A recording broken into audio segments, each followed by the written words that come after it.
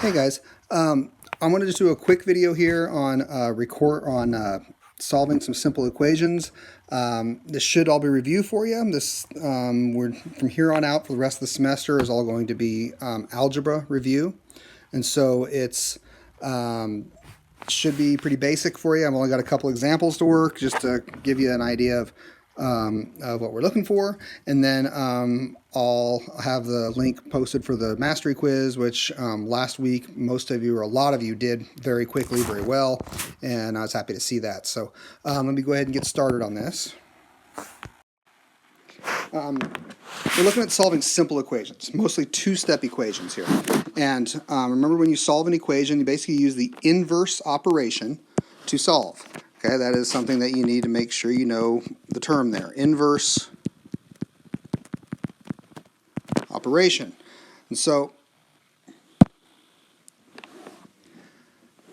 when I've got 3x minus 7 equals 11, I need to get x by itself. That's the whole idea in solving equations, is to get x by itself, or get the variable by itself. And in order to do that, you have to do something to both sides of the equation so that way it stays balanced, and so that way then you can get x by itself and solve it. On this first one here, 3x minus 7 equals 11. In order to get 3x by itself, I need to get rid of that minus 7, and I do that by adding 7 to both sides. Negative 7 and positive 7 is 0. That goes away, of course, and I get 3x is equal to 11 plus 7 is 18. And then we divide both sides by 3, and we get x equals 6. And then we can check our answer, of course. You can always check your answer with equations. If I plug 6 back into the equation, 3 times 6 minus 7 equals 11. So that's 18 minus 7 equals 11. And 18 minus 7 is, of course, 11. And so our answer checks, and it works. And so I'm going to put a little box around x equals 6. Okay? And again, we've been doing these equations pretty much all year, but that is something we want to make sure everybody's got a real strong background in, is solving equations. This next one, x divided by 5 plus 2 is equal to 12. These are the kind of equations that I see missed most, because when they see that x divided by 5 over there, thinking, oh my gosh, I don't know what I'm going to do with that thing. So you still go through the same process as you do with everything else. You still have to get x by itself.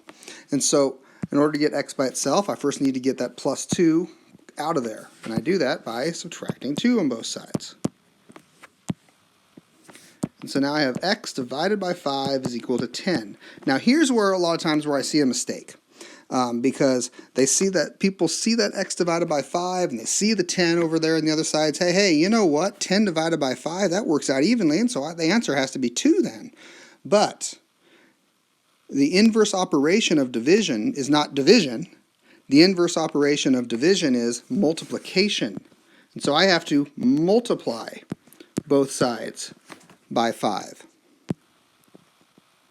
Because then what happens over here on the left side, x times 5 divided by 5 cancels out, leaving x equals, and on the right side, 10 times 5 is 50.